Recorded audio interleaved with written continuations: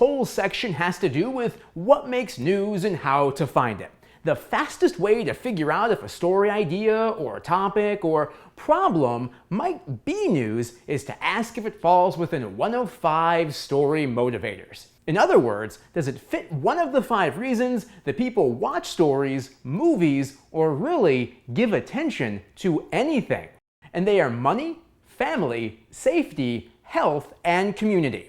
Your story must hit at least one of them. If it hits more than one, that's good. With that, it's not the goal for it to hit all 5, though a story potentially could. And with that, the more motivators it hits, the more interesting the story will be. And let's take a look at a couple of daily stories I've put on the air as examples of this. Back to the Moore, Oklahoma tornadoes from the New York Times. What's interesting here is that you could say this happens to hit all 5 motivators. One being money. This family lost everything. And along with that, they may get some insurance money, but that'll depend upon what kind of insurance they originally bought and how much the insurance company fights the claim they make. 2, family. This family is displaced, and she, as their mother, is probably trying to figure out a way to keep some kind of normalcy for the family. And safety is an issue here as well. After all, it was 2 EF5 tornadoes that hit Moore, Oklahoma, which is incredibly dangerous. In fact, those are the most dangerous tornadoes you can have, and 2 of them came to town. So, individual families are obviously in danger, and so are the entire communities, which we'll talk about in a moment. Now, I don't remember if anybody specifically died in these tornadoes. All I know is that I didn't cover any specific deaths for the New York Times. Now let's move on to health. This is an obvious issue because no doubt people were injured. The power went out in places, and sometimes with these stories that can include hospitals that then have to transfer patients to another hospital, creating overcrowding. So you can quickly see how all of this becomes a mess. And now community. Community can be thought of as a family, so to speak, and not just a regular family, but also on a bigger scale. In this case, tornadoes ripped through actual communities, and many inside, meaning the community within the community, the families themselves, are choosing to rebuild.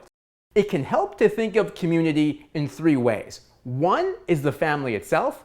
2, as a neighborhood being familial. This can also mean, too, that something as large as a city can also be community.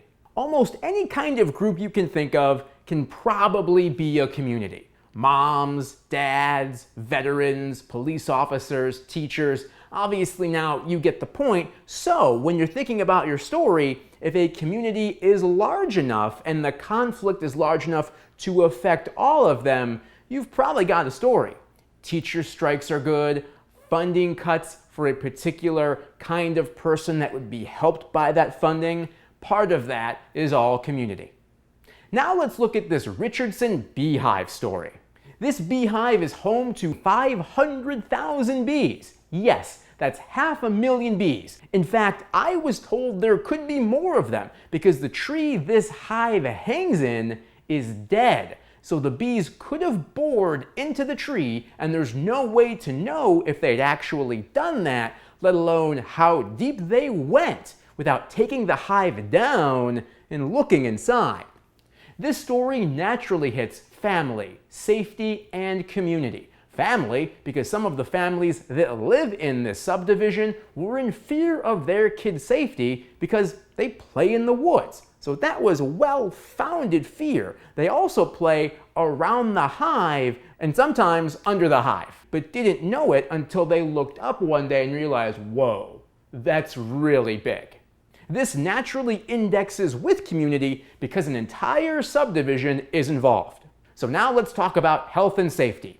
They are both an issue because experts told us that these bees are what's called Africanized bees, which means they are aggressive and may attack you without being provoked. And with there being 500,000 of them, 500,000 bees, the Richardson Health Department labeled this a public health crisis. There was also concern that the queen of the hive might be buried inside the tree, and therefore very hard to find. And what you need to know here is that the queen is typically in the center of any hive, where she's most protected by the layers of honeycomb and also surrounded by worker bees that she's giving instructions to. So the question here was, where was the center of the hive? Was it in the hive itself or somewhere in the tree? The queen is a huge issue when dealing with bees, because if the queen survives, she's going to rebuild the colony and rebuild the hive.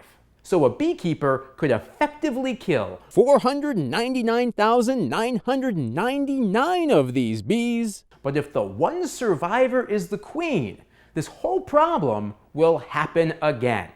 As this story developed, I was told that the bees didn't burrow into the tree and they actually got the queen. And now that you've been through this crash course in bees, you understand why this story also indexed in both health and safety.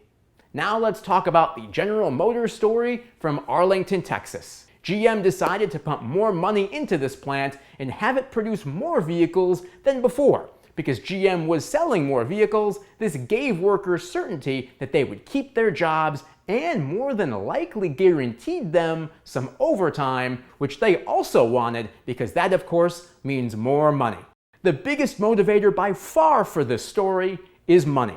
And with that, the viewer also learns that it indexes in family, because that's who these people are spending that money on, with this man saying he's going to send his kid to college. Community is also a motivator here for two reasons. One, so many families are affected. It's the community of GM workers, of which there are a lot. And number two, you can think of these workers all as one big family, and on this day, the work family was happy. And to recap here, these have been the 5 story motivators, what you need to figure out if an idea or a pitch story is really news. In the next video, we're going to build on this by talking about the 7 elements a newsworthy story can have. I'll see you there.